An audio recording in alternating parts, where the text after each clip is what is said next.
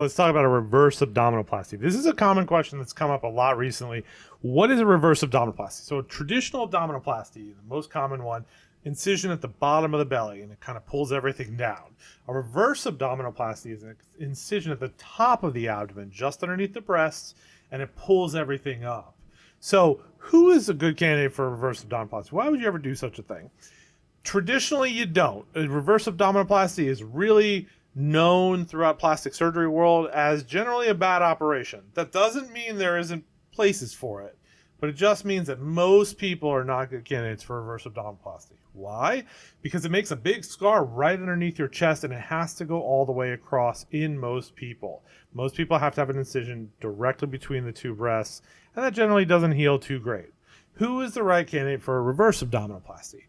The right candidate is someone typically who's lost a ton of weight. So a massive weight loss patient with rolls of tissue above the belly button under the breast. So every once in a while you'll get a patient that has, we call it pannus, which is a roll of skin, underneath the breast before you get to the abdomen. And the only way to truly get rid of that is with a reverse abdominoplasty.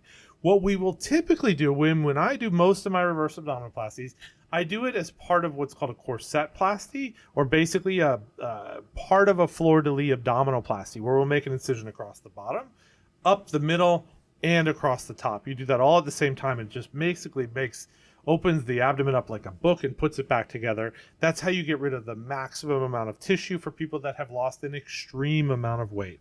Most people do not need this, but for the right patient, it is a good operation.